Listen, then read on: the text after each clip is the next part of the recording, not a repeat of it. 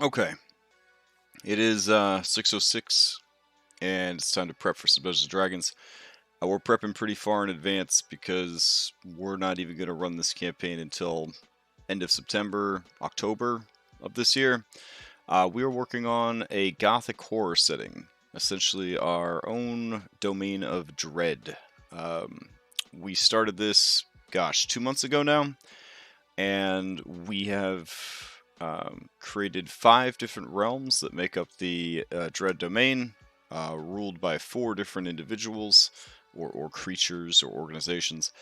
We have fleshed out 9 different religions, and we have built a starting town, and we have populated the starting town with all sorts of stuff. So,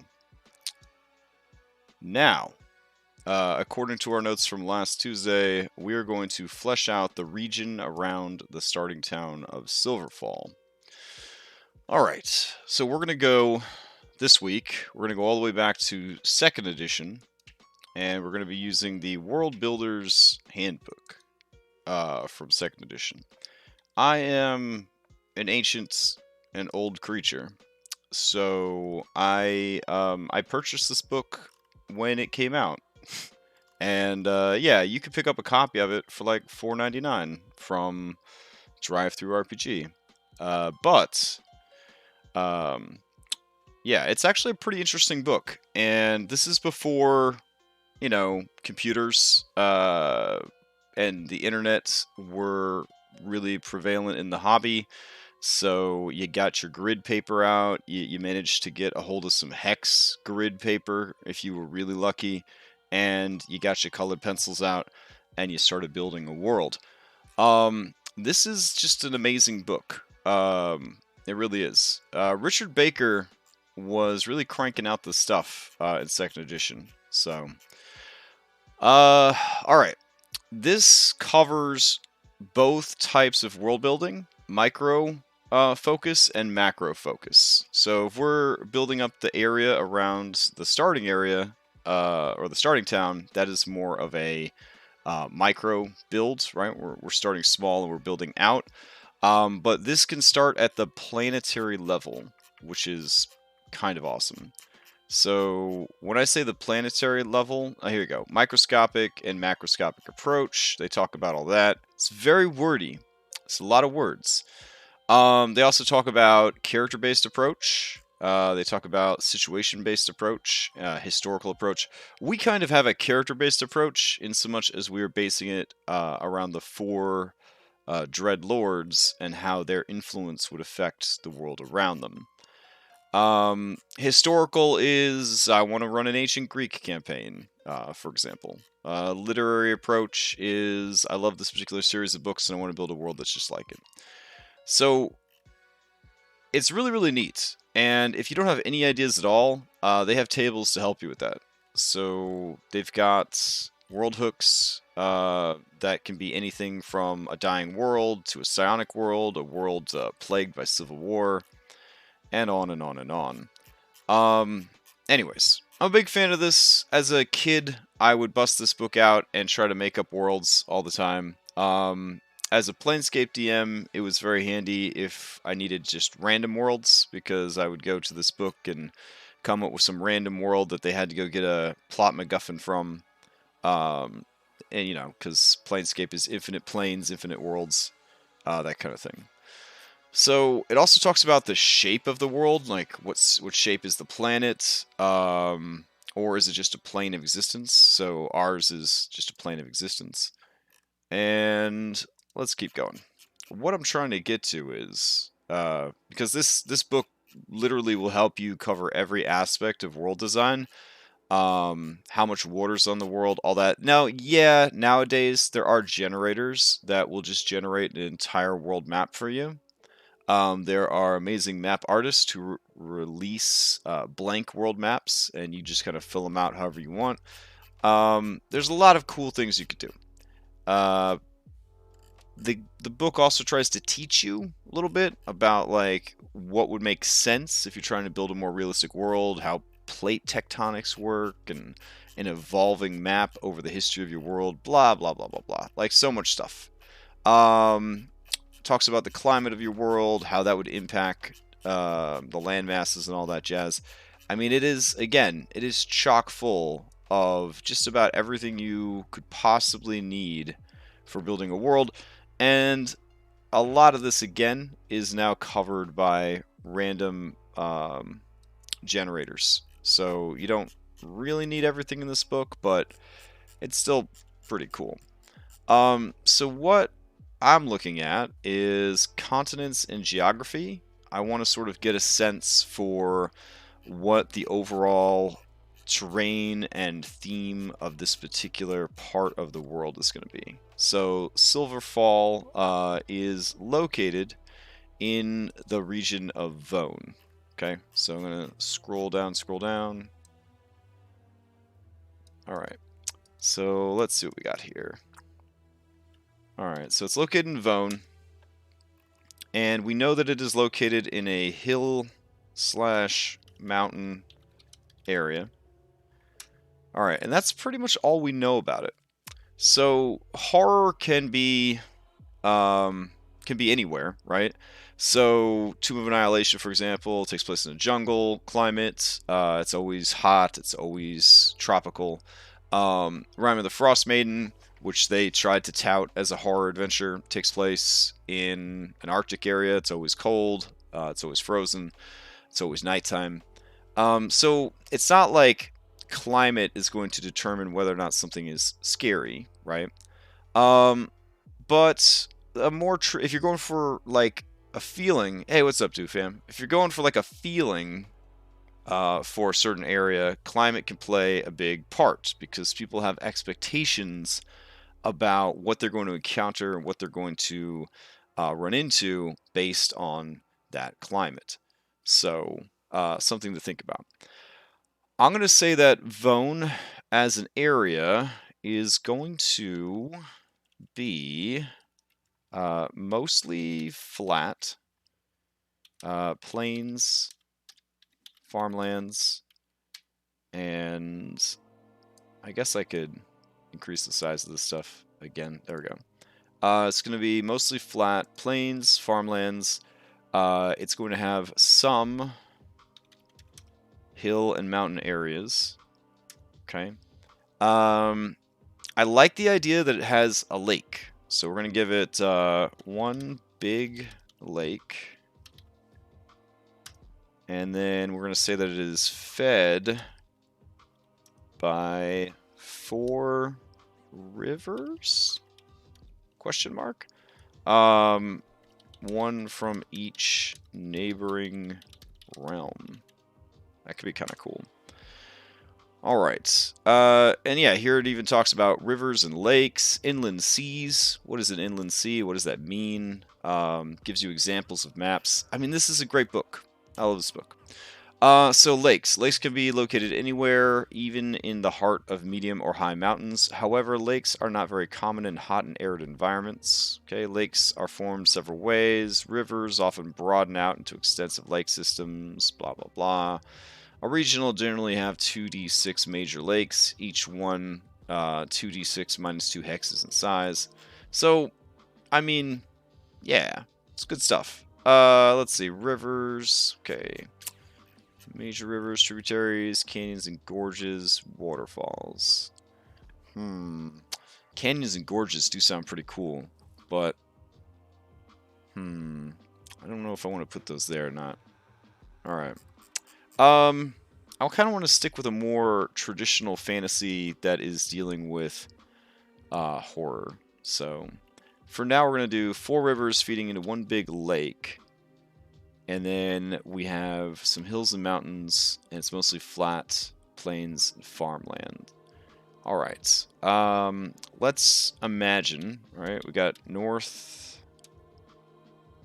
south, east, and west.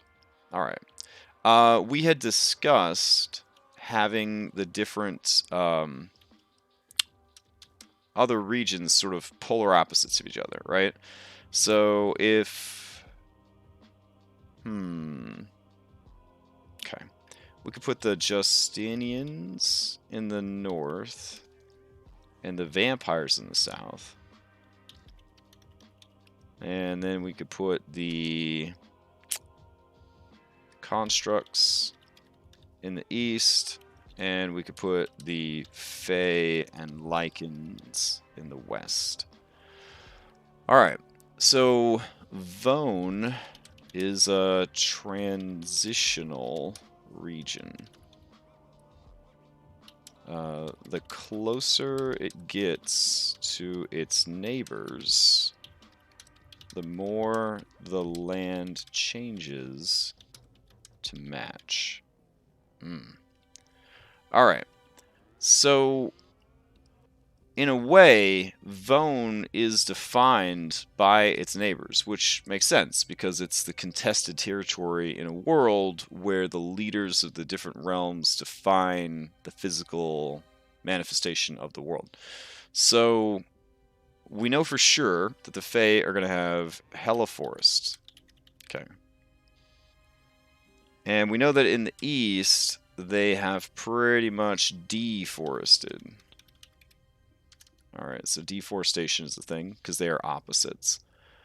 I like the idea that the vampires... maybe we should swap them. Because, like, vampires plus cold, I feel like that's a really nice traditional thing. But also, like, knights with, like, heavy armor and fur-collared cloaks and stuff, that also kind of has that cool vibe. So then vampires in a desert area where it's nighttime most of the time would actually be kind of hype because the desert's actually surprisingly cold at night. So that could be kind of cool. So let's go with that. Let's go with deserts. Often,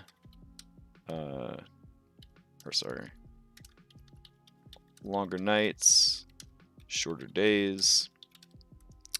Days intensely hot. Nights very, very cold. Alright. Let's see. They also got some mesas down here. And then a smattering of jungles. Yeah. Alright, I'm kind of digging that. In the north, we're going to make it mountainous. With rolling valleys. Cold. Longer days. Shorter nights. Okay. And then, I feel like in addition to deforestation, there would also be a lot of bogs and marshes. Very wet, humid. Okay. And then for the forest, we're going to go with more temperate. Seasonal. Rapid changes to seasons. Feywild influence in many areas. Okay. And then it should also be noted that, yeah, okay. Anywhere these realms meet, combine their traits into something new. Yeah. Alright. Kind of digging that. Now I kind of want to bust out Inkarnate and just sort of rough it out. Maybe? That wouldn't be weird. We have this map we made like 2 months ago when we were brainstorming the 5 realms. I guess I could open that up. Take a look at it. There we go. There. Alright, we'll move this over a bit. And Let's see. Let's see what's going on here. Looks like I just started drawing all over it. Nice. All right.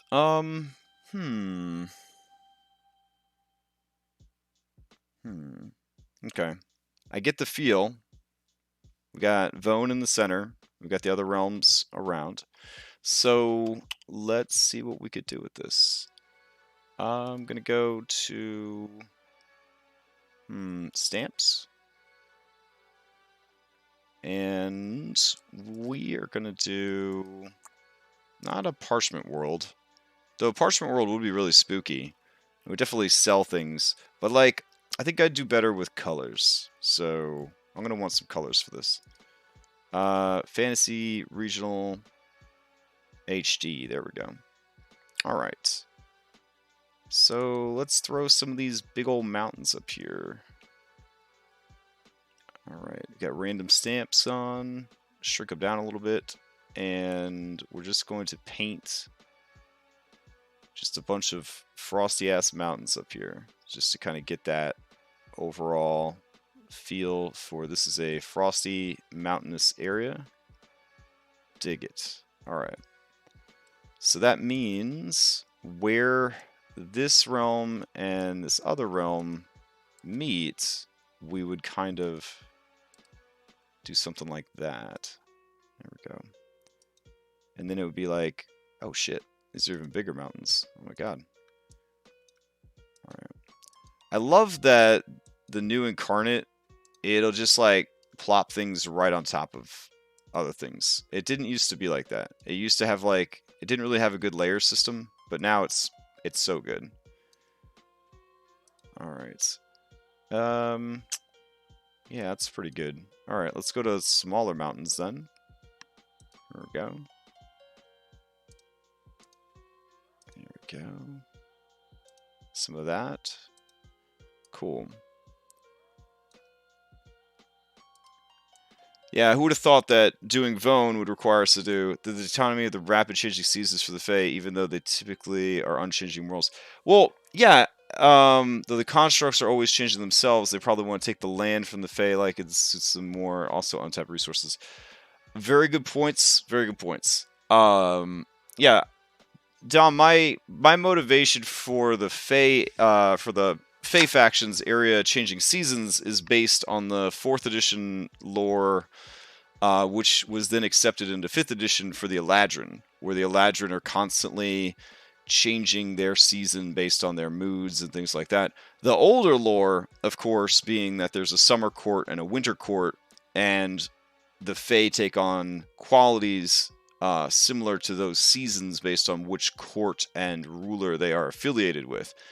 But I like the idea that the hag being like a free agent, obviously the hag would be an agent of winter, but I like the idea that being a free agent, right, because now she's in this realm away from the winter court can't reach her anymore, she can sort of just be everything. She could be summer and winter. She could just kind of start shaping the world to her whims. And in a way, right? In a way, these two factions that are very opposite of each other, the constructs and the Fae, are actually kind of similar in a lot of ways, right? Because they are both avid believers in change, in changing yourself, in changing your environment, in controlling yourself and controlling your environment and your physical appearance and things like that. So they're just completely different approaches to both of those things. So it's pretty cool. All right, let's see. Then we get into some browner mountains here as we kind of come away from the situation up here. So do like that a little bit. There we go. And I want to say I'm zoomed out all the way, but I'm probably not still. There we go. Where can I position this where I'll have access to everything and not forget something? There we go. All right. And then we switch to like these greener mountains now, because now we're in the Fae area. I'm a big fan of mountains as blocking terrain, as sort of a you cannot go any further kind of deal. So I will try to use those for this function here. There we go. And then over in construct land, where everything is supposed to be barren and destroyed, we will go ahead and use these, like Sauron was here, mountains, to kind of give that blasted, ruined landscape vibe. There we go.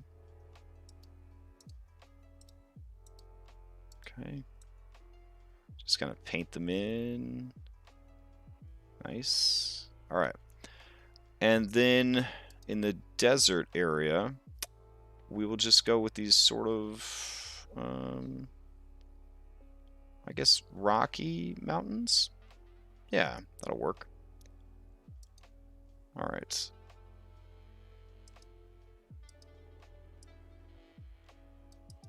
There we go.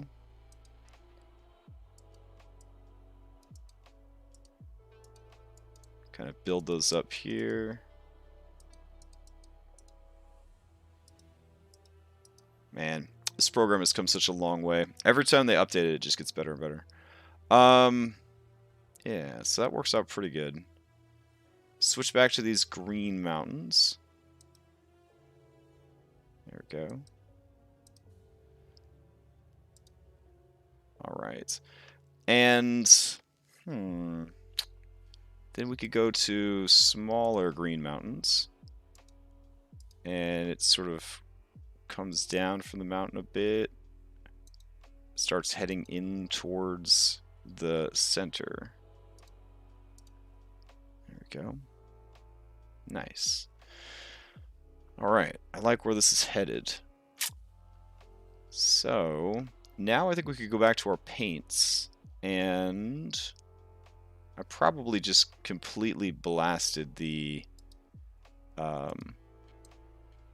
foreground that was here, and then we're just on background. Yeah, that's what happened. All right, so I'll go ahead and just paint this area all white. There we go.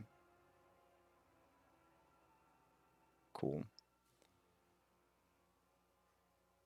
And then we'll go ahead and paint, Fantasy Regional. There we go. We need a nice lush green. That water green's actually kind of cool. Let's see. Nah. Fantasy World.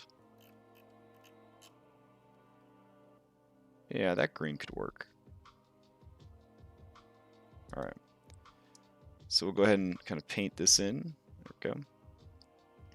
And we're going to cover all this with stamps anyways, but I just sort of want to get an idea of, like, where these regions are going to overlap. Because, yeah, Vone is going to be defined again by its neighbors, more so than anyone else. And we need to know, what does that mean? So let's go and grab some sand. What's a good sand color? Parchment 3? Yeah, that looks pretty good. Alright. So go ahead and put some sand down.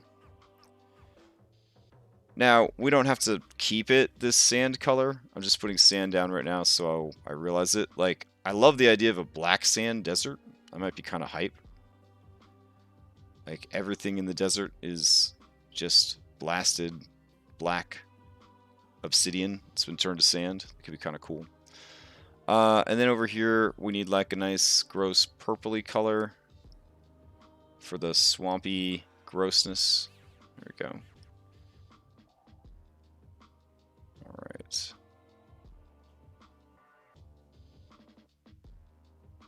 Okay. So now we have a better sense of what we're dealing with. And then in the center is going to be the more neutral area. So,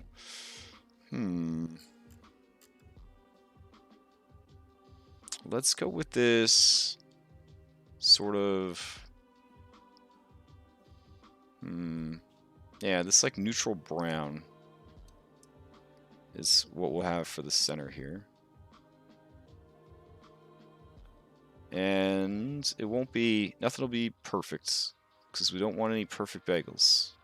We want people to think human being made these bagels. There we go. So, just gonna have this big splotch in the center. And then within that splotch in the center, we had talked about there being a lake. So, the lake would then be fed by these other areas. But the lake will be pretty big because there's no ocean in this world. So the lake is going to have to sort of represent, you know, as big as it gets. Man, no one going to want to be a construct when it looks scary sick. Yeah, I mean, the idea is that they are so obsessed with self-improvement and self-augmentation and personal freedoms that they don't take time to look out for anything else. Like, I don't know, the environment, you know, their neighbors, that kind of thing.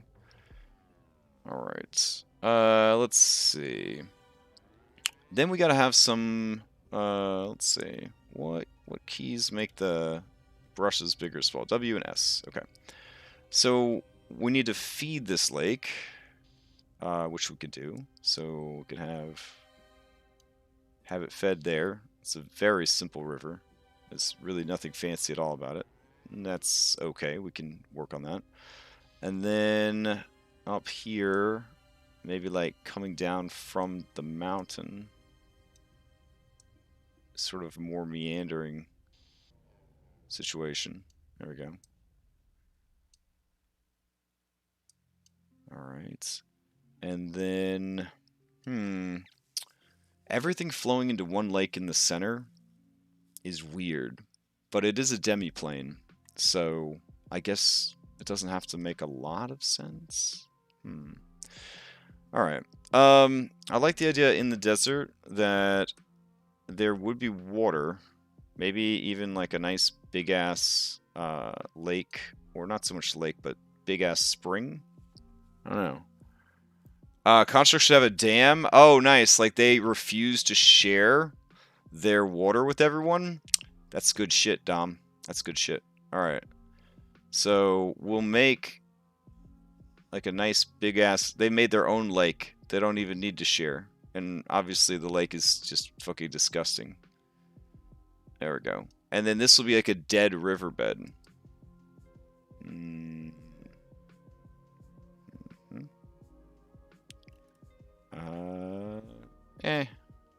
Why are all these so weird looking? Black texture. That's okay. So, yeah. It's dried up. That'll be a dried up river. Nice. Okay. And then from here...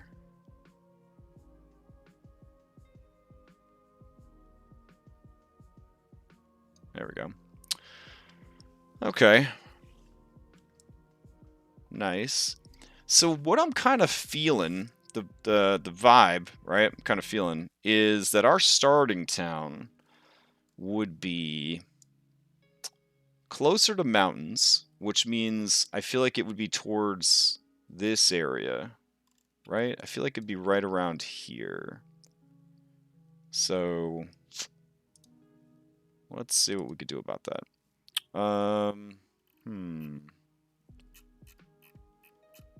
Starting town. This is when I should probably switch to more parchment style stuff. Just so I could get some markers on here. There we go. Let's see. Spooky. Alright. Are any of you just city markers? I haven't done a regional map in a while. Alright, fantasy world. What else we got? Ah, there we go. City markers. Okay. Icon for Dwarven City. I mean, technically I saw Dwarven City, but it is a fortified mining town, so yeah. So I'm thinking we are nestled somewhere in here, right? like right at the edge of civilization, quote-unquote civilization, of Vone, near the Justinian realm. It's cold, it's hilly, there's mountains around, but also there is Fey influence, right? Because the town is influenced by the Fey. So this is a pretty good spot. I think that is a pretty good spot to put Silverfall. All right. So we did all of this. We built all of this just so that we'd have a better idea of where Silverfall was in the big scheme of things. Which, you know, no harm there. Yeah. So other things around Silverfall. All right. Yeah, this is really a perfect location. So we can go in and add plants and other stuff like that, but we kind of have a sense now just off the colors, right? This isn't like the final map. We're going to be like, this is the world map. This was all created just to give us a better sense of what, or not what, but how the world was going to be laid out. So now we can save it before we lose all our work.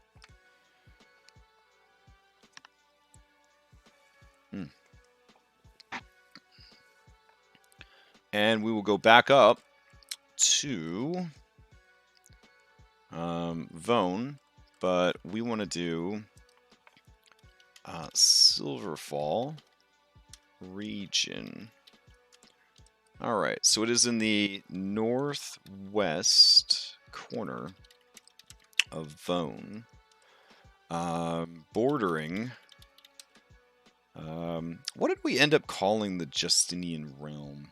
We actually came up with names for all of them, and then I promptly forgot them all. Let's see. Lycanthropes, Fae, divided people. Okay, hold on. I feel like Vone was hanging out with each of the other ones, so if I could find Vone again. There we go. Alright.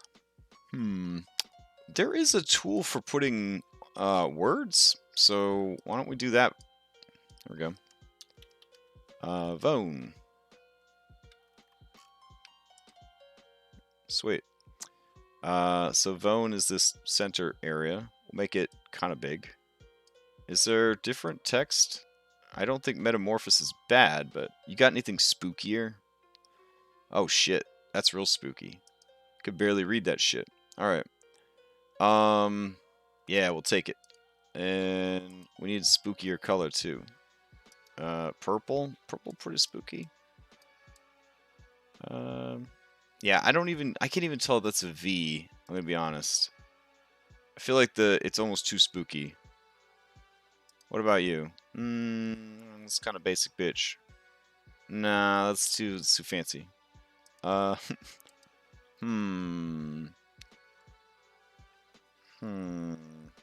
don't think I'm allowed to import my own either. That could kind of work. Alright, we'll go with Pirata 1 for now. Silverfall is underground, but I need to figure out the region around it, so... Alright, so Vone is going to be there, and then, let's see...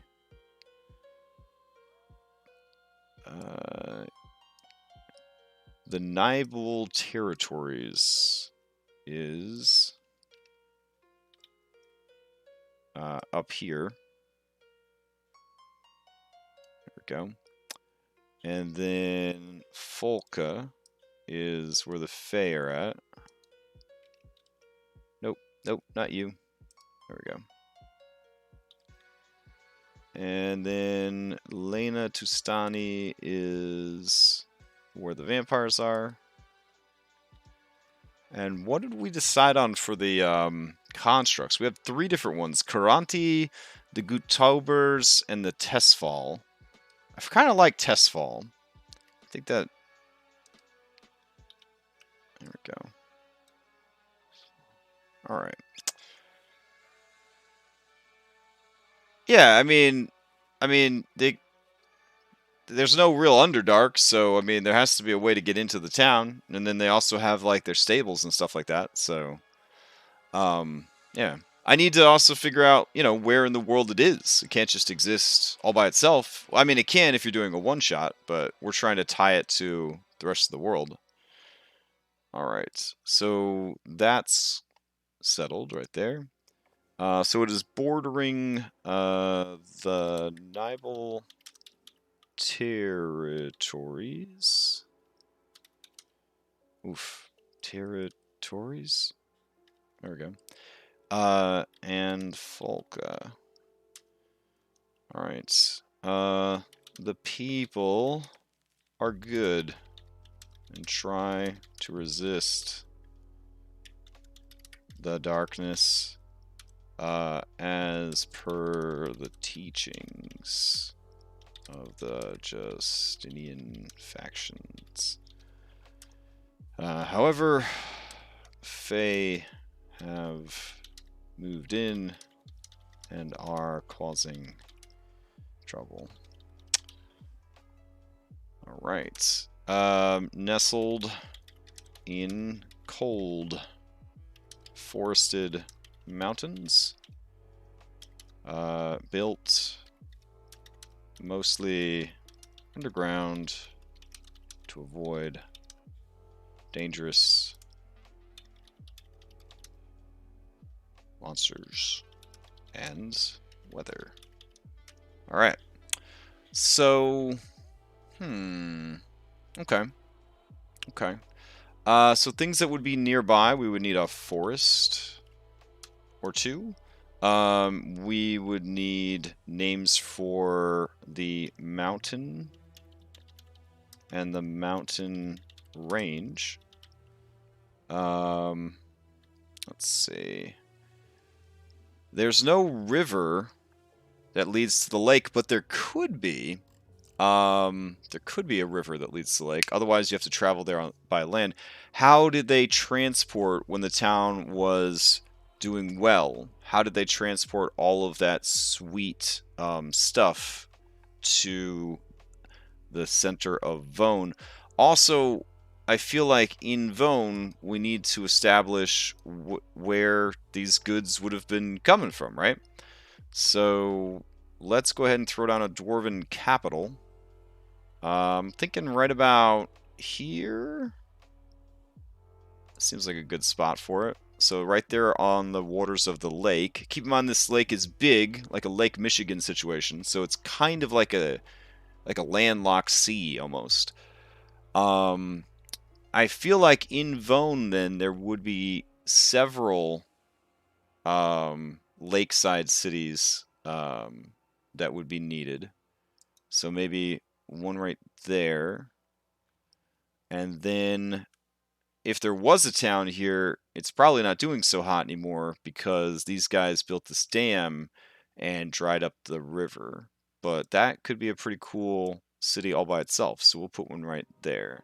And then that kind of covers like the trifecta there, which is pretty cool. All right. So those are the major cities. So I guess we would need names for major cities. Names for major lake cities times 3. All right. So I envision, I guess, these guys connecting via a road.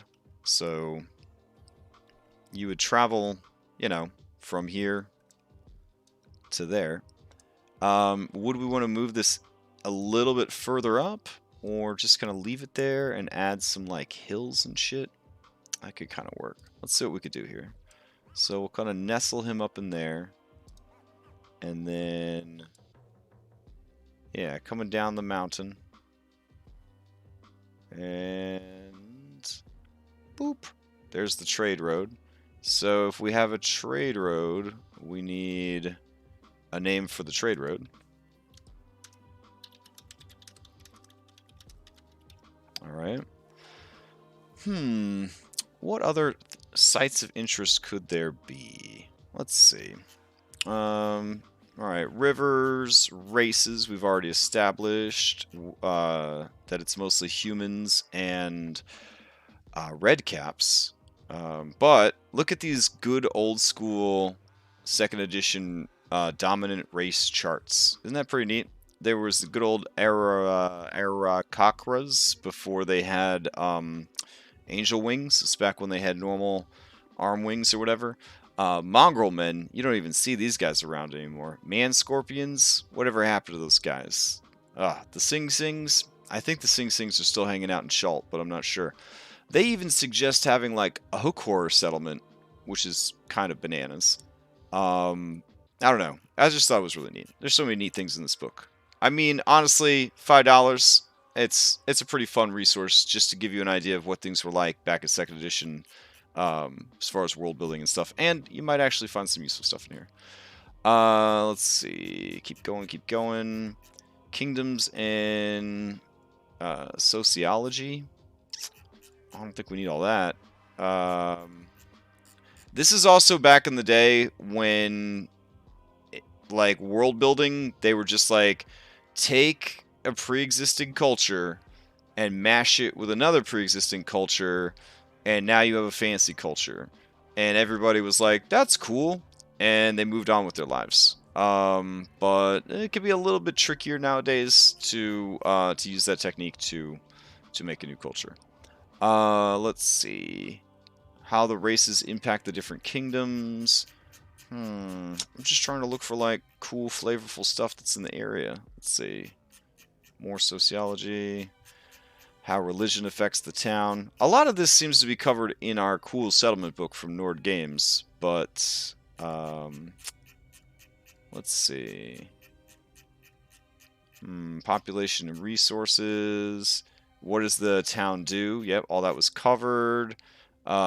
Subsistence systems. What do they do to survive? What are their different industries? They even got whaling and sealing on here. Yikes. Let's see. They explain mining and raiding and all that kind of stuff. This all probably looks pretty familiar if you remember looking at the settlements book, right? So the settlements book is sort of like an upgrade or an update to some of the tables and stuff from this book, which is pretty neat. Let's see, what's next? Start building out your cities. Well, we have a whole modern book for that, but that's cool.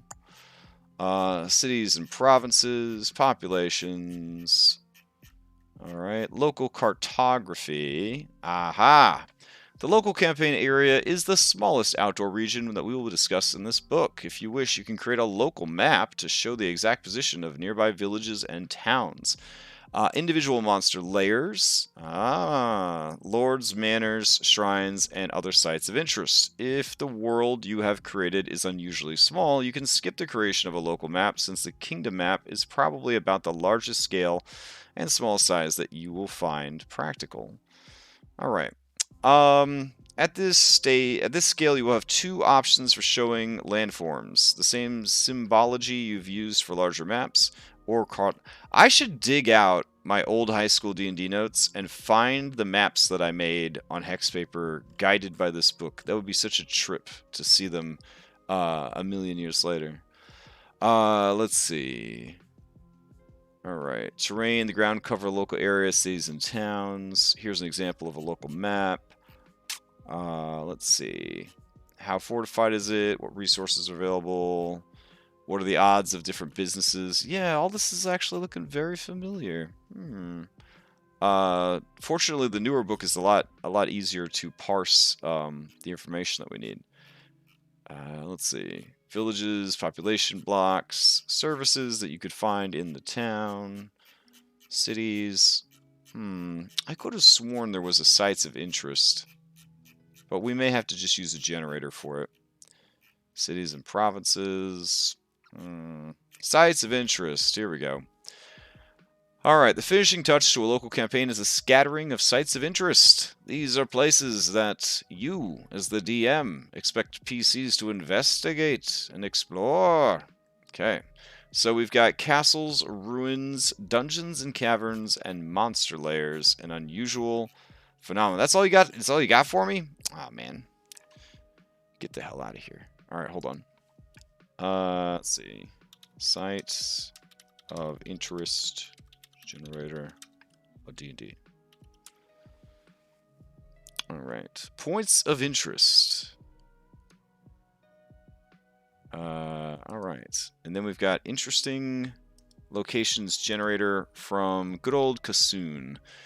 I'm not sure if you follow Kassoon. I mention them sometimes, but they have lots of generators on their site, and the generators are all super duper cool. You could support them on Patreon and get a couple of extra things that you wouldn't normally have access to, but overall, just really, really good free online service. So, an abandoned castle within a forest. There's a ship graveyard with no ocean in sight. Well, that sounds dope as hell. Okay. Let's see. Who the hell's stealing all the boats? Why are they in the middle of the forest? A temple by a large river. The landscape teleports to random locations on the planet throughout the year. A little too weird for me. Hidden valley in a jungle. Portal to the elemental plane of air holds an ocean above the area, giving a canopy of water and a strange twilight illumination filtered through it. Holy shit, that sounds amazing. Okay. An isolated monastery. I mean, it sounds really, really cool. Who comes up with this stuff? An isolated monastery on mountainous cliffs. The entire area is floating in the sky. You had me until it was floating in the sky. But an isolated monastery on mountainous cliffs. We could maybe do something with that. Alright, give me some more. Necropolis on a frigid tundra. It's built atop an ancient ruined city with many masterwork causeways carved into levels below. Below that, only ancient things lurk. Okay, that sounds pretty dope. Save that for Frosty Land. Tropical oasis of hot springs and steam vents underground. The area shifts frequently between hot and cold, with icy parts broken up by hot spots. You know, hot springs might actually be kind of cool. So let's go ahead and add that. Okay. Let's see what else we got. An abandoned castle within a swamp. Monster's lair by a lake or bay. It sits upon a rocky floating island held up by powerful winds. Okay. A cavern underground. The entire landscape is painted on a canvas, and if parts of the canvas are changed, the landscape changes as well. Okay. I mean, that was a cool side quest in Skyrim. An isolated monastery on a peninsula. A large statue is knocked over.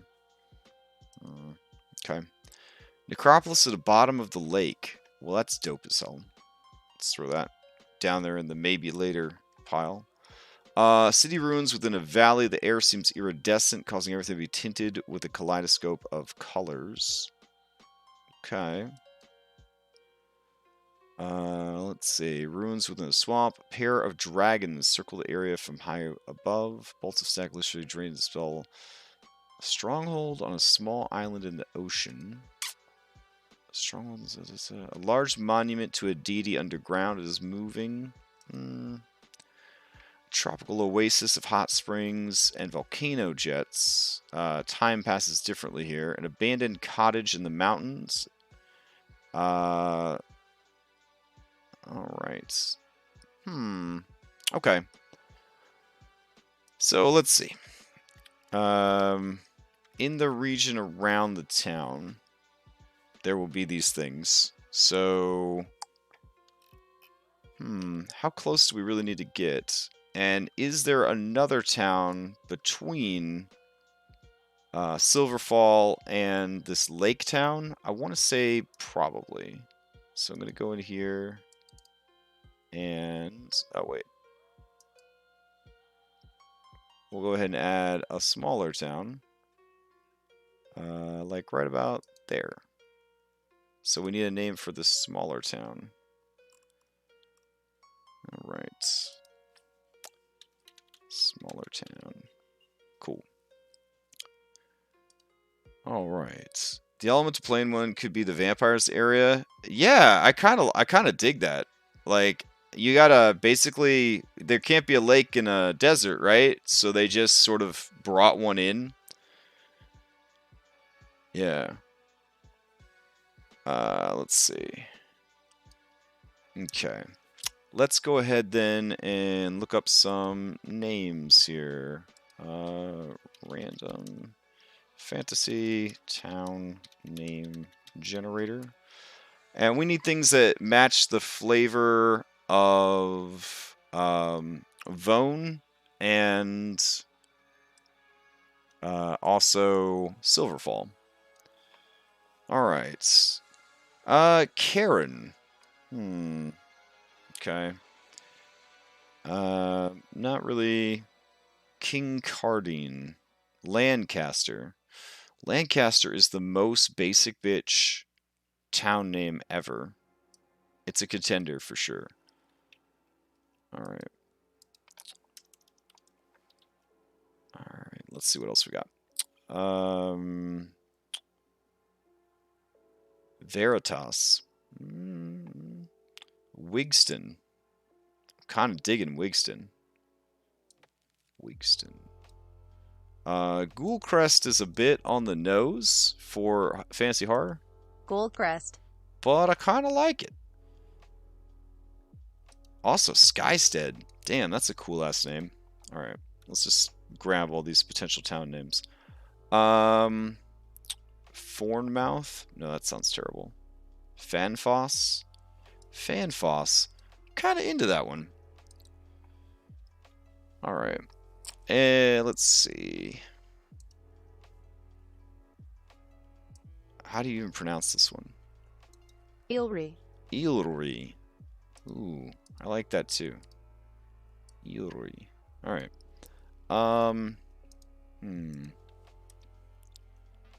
So we got some pretty good contenders for names here. Alright. Lancaster, honestly, is just too real world for me, so we're going to drop that one. Ghoulcrest is dope, and it definitely has, like, a fantasy vibe to it. I mean, there's actual ghouls in the setting, so not 100% sure if that works or not. Fanfoss is pretty nice. I could definitely hear a lot of fantasy people talking about Fanfoss, trying to get to Fanfoss. We're going to be setting sail out of the port of Fanfoss. I don't know. Fanfoss, I'm kind of digging it. Bromwich is pretty good too. But, and then Eelry is really nice. I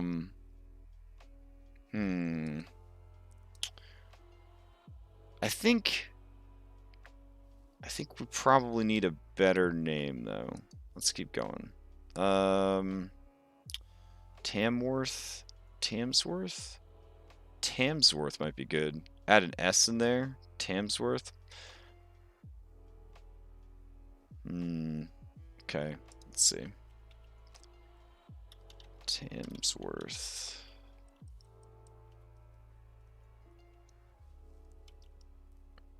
Yeah. Okay.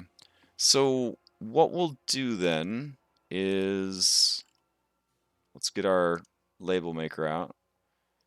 And let's see. You will be no wait. Yeah. Let's see. I kind of want you to be like a brown color. There we go. Alright, cool. And so you'll be Silverfall.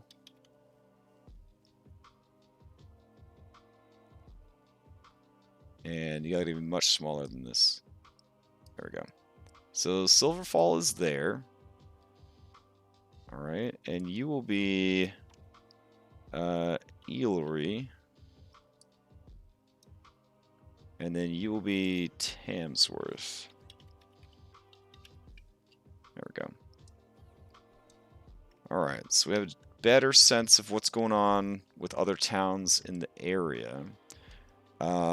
Eelry is, of course, we've got to branch that out at some point, but my first thought is it's sort of a smaller village connecting Silverfall to Jamsworth. Let's see. Decent farming and livestock. Alright. And then Tamsworth is going to be a shipping city located on the lake. Alright, so we need a name for the lake. So we're going to do random fantasy lake name generator. And let's see what we get with that. Fantasy lake names. Lay it on me. Turbulent Basin. Alright, this is the name of the lake that's just the middle of the whole goddamn world, so we need a pretty good name. The Unknown Loch. Loch is tempting, because locks are spooky. But I don't know. Let's see. Lake names. Loch blank. The Winthen Depths. Depths is actually pretty good too. Because I like the idea that nobody knows how deep it is. Everything feeds into it. Bexmer? No, it's terrible. Cumbernet? Cumbernet Depths? Depths is definitely, I think, the direction we want to go. But Deepest Depths? No, that's too on the nose. Dense Lake? No, this is pretty terrible. Chelsmar Loch? Chemslar. Tortoise Basin. Kinnimeda Pond. Votburn. Torringdale. What about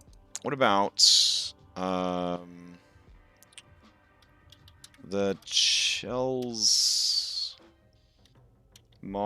Depths is the name of the lake. And then people just call it the Chell, the Depths, or just Chelsmar, or even Lake Chelsmar. Because, you know, if the lake is the biggest lake in the world and it's the one that they all kind of mess with and use, I feel like it would have a lot of nicknames, you know what I'm saying? And the Chelsmar Depths, it sounds very formal, but then it gives different people a chance to call it different things. And then sailors might call it Chelsea. You know, being affectionate there. The Chelsmar Depths. I like that. Alright. I like in fantasy worlds, especially in fantasy books, where they don't ever explain to you, like, it sounds crazy to say this, where they don't really explain stuff to you. They're just like, yeah, this is this part of my world, and this is what it's about. And you're just like, okay. And then they just keep going. Like, the people are just conversational about it. And you start to pick up as a reader, you're like, oh, the Chelsea, the Depths, these are all the same place. They're all talking about the same place, but they all talk about it differently based on who they are and what you know, walks of life they come from, et cetera, et cetera. So, yeah, I like that. Okay. That's cool. So, let's see. We have our lake figured out. What else? What else did we need on our naming list? Mountains is what we need. So we will do random fantasy mountain name generator and see what it gives us. Mountain name generator. Yes, that's the one we want. All right. The Desolate Hills. Well, holy shit, if that ain't just the best thing I've ever heard. The Unresting Hillside, the Decayed Tops. I like those Desolate Hills, though. pretty sure I know where the Desolate Hills are on the world map, though. Let's just go put them. Everybody knows where they are. Let's just go put them over here. And there you go. Desolate Hills. We're done. Okay. This is definitely going to be a lock. This will be a lock something. So we'll just placehold lock something right there. And it's going to be held up by, I don't know, name this dam. Okay. And then this will be, name this dead river. This is future Crashgem's problem. This isn't my problem. All right. Let's go back to mountain names. Let's see. The Linter Hills. Ooh, I kind of like the Linter Hills. That's pretty cool. All right. So this will be the Linter Hills, and then that will be part of. We need some kind of silver-related thing, right? The highest maw. Oh, what? Did you make that one up? That's pretty good. All right. The highest maw, and that is the Silver Glint Mountains, which is the mountain range, and then regional range is the Linter Hills. Nice. All right, so do that, and then we'll go back over here. All right, let's see.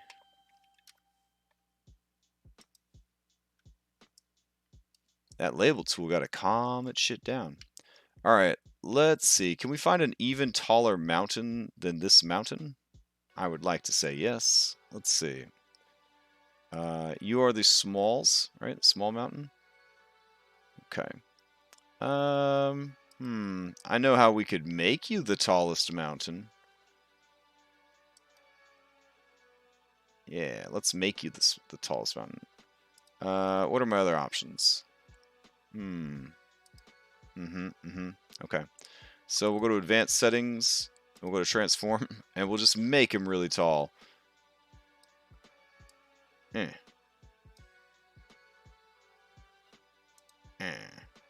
Nope. Let's see. Get rid of this one.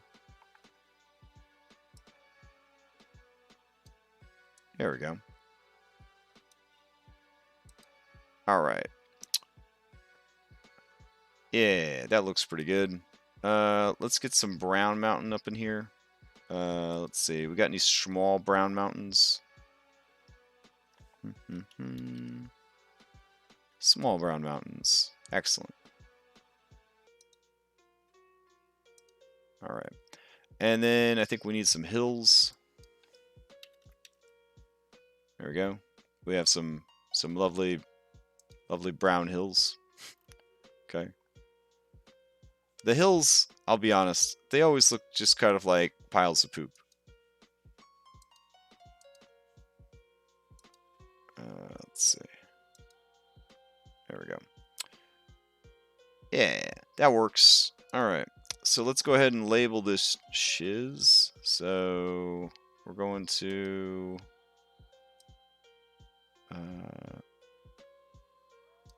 that, and then that. Sure. I don't like that at all. I'll just take this Silverfall label and copy it again. There we go. All right. So this mountain is called the highest maw. All right. The whole range is going to be called Silver Glint Mountains. All right. There we go. And then the region will be called the Linter Hills.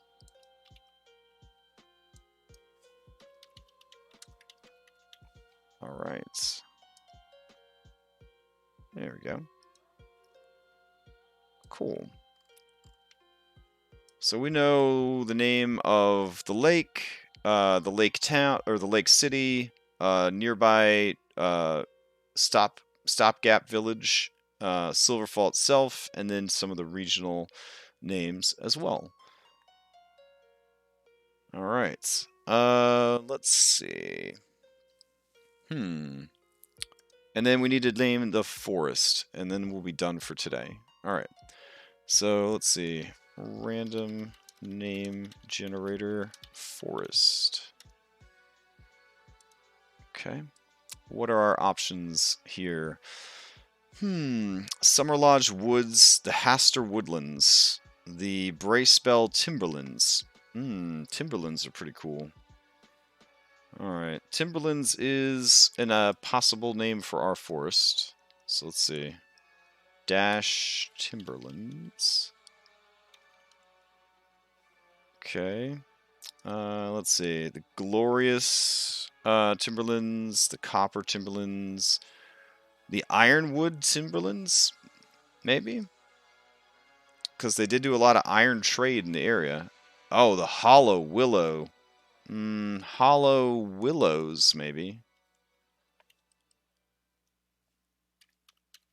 Hollow Willows.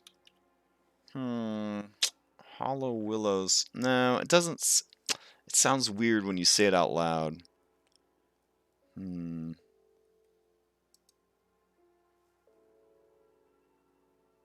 Oh, here we go. How about the Iron Blood Timberlands?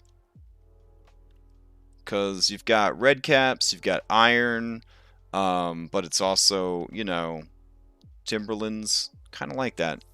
Iron Blood Timberlands. Dead Bloom Grove is actually a great name. I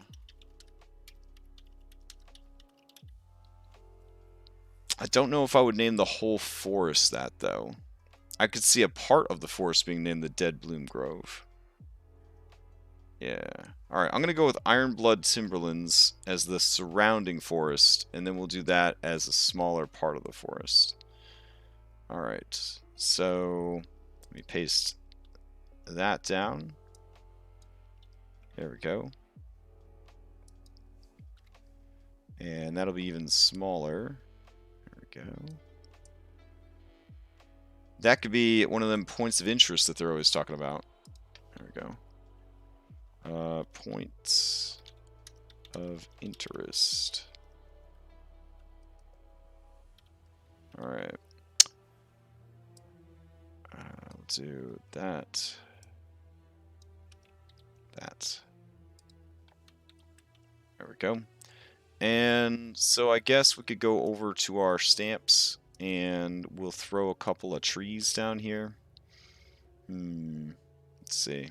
We'll do some pine trees. Yeah, pine trees sounds good. Alright.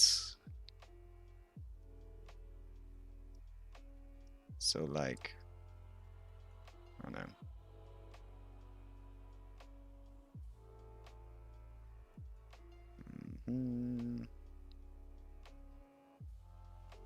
Like, that'll work for now.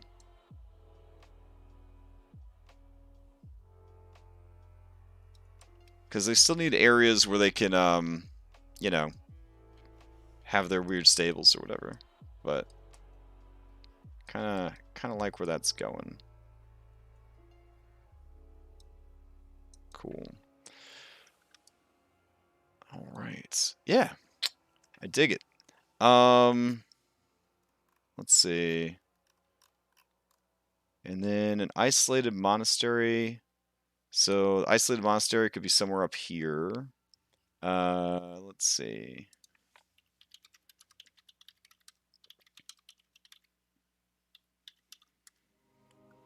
Okay. Well, I mean, you know, we could just come up with that real quick. How House of Fimtar. I feel like if you have an abandoned monastery and it's House of anything, you're on the right track. Ooh, Glint Rock Point. That's another good point of interest. Alright. Alright, Glint Rock Point. And it is the House of Burdens. There we go. Alright. And that is the isolated monastery is the House of Burdens. Okay. Doesn't actually sound that scary, like burdens, but I don't know. We could always change it. I mean, burdens scare me. House of Burdens. Okay. So we'll put that up in the mountains somewhere. I don't know, like there. Alright. And then Glint Rock Point. Kind of digging it like way up there.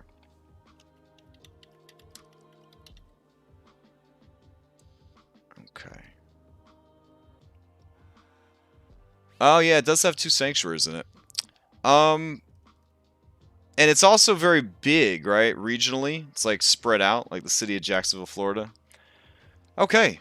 I think we did a pretty damn good job of not only fleshing out the region, but also fleshing out the world. Look at this shit.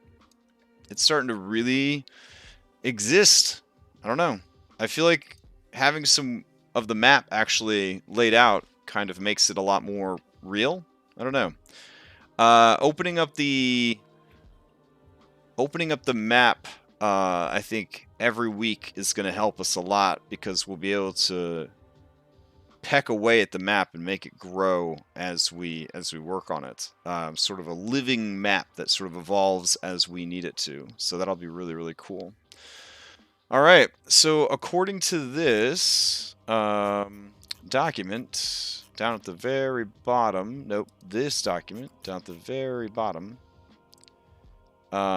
Next week, we are supposed to flesh out all of Vone. So now that we have a better idea of these other regions and how they influence Vone, we can go ahead and work on these other cities and get all that sorted out. So that's what we'll work on next week. All right. Thanks so much for hanging out, everybody. I think we made a lot of great progress again this week. The world is really starting to come together. No stream Wednesday, Thursday, or Friday this week. I might stream on Saturday to make up for not having a stream for the next 3 days. But my day job is really crazy this time of year. And I'm going to be working all 3 of those nights.